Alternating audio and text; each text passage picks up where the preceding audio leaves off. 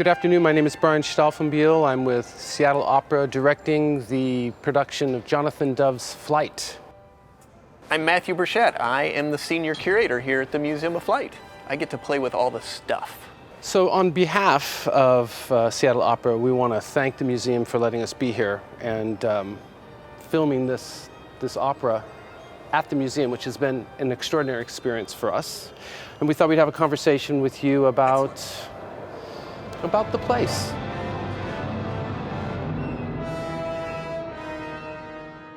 So Matthew, one of the amazing things about being here is Jonathan Dove's Flight takes place in an airport.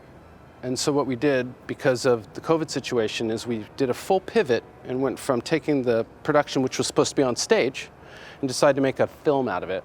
Nice. What's amazing about this environment is it's like being in an airport. And really a lot of is. modern airports have planes. Mm-hmm. Right down here, we filmed one of our arias, had our singers wander in the night in between all these planes during one of the surreal moments.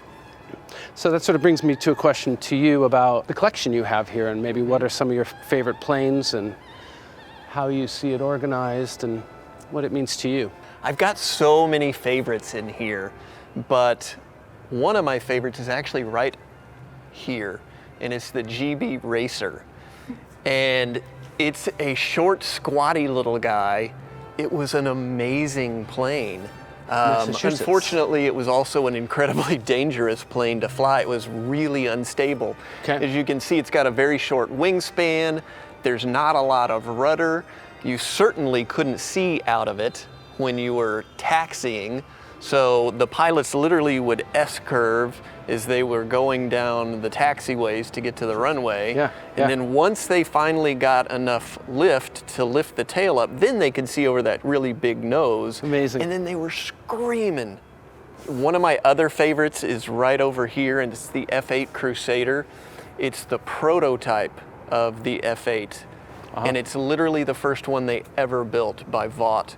That one right there is? Yeah. Wow. And it's an amazing plane. It was the very first jet to go over 1,000 miles an hour on its maiden flight. It has so many records to its name. It was the first to fly a transcontinental flight from a carrier to another carrier. It was the first to land on a nuclear carrier. Just all sorts of things. And what's really great, John Glenn flew that very plane twice. Wow. This is sort of a nerdy question, but in a place like this, how many of these are originals, and how do you find a rare plane? Oh yeah, that's a great question. Because there are only so many, right? These are. Okay. So anything military is going to be original. Okay. And they are usually on loan to us either from the Air Force or the Navy.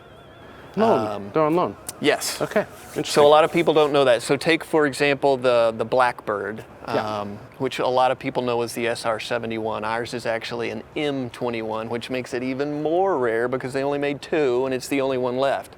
That's on loan to us. There are definitely some reproductions in here because they're just no more. And a perfect example is the B&W float plane. Right. That is the very first plane that Bill Boeing ever built. And there are just none.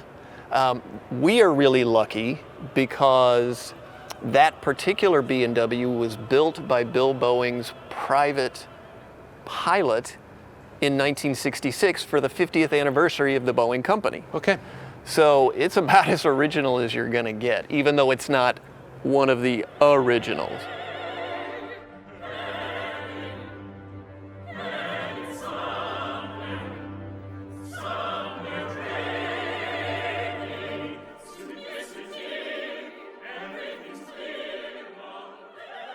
Matthew, tell us about this place. We are in our tower exhibit, and what we're looking at is what geeks like to refer to as BFI, and that is the 3-digit code for Boeing Field. You know, people know this as the control tower. Right. In the opera Flight, the controller, the character controller, is a really important character. So she oversees, almost like this kind of transcendental goddess, she oversees the whole opera from her control tower. So we filmed it in here.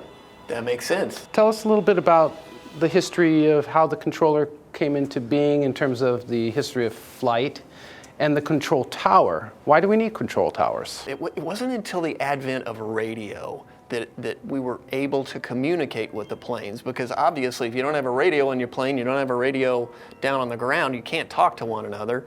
Pretty soon it was, hey, by the way, there's also another plane out there you need to be aware of. Yeah, keep an eye out. And then as the airports got bigger, well, you can't control things. You can't see everything from the ground.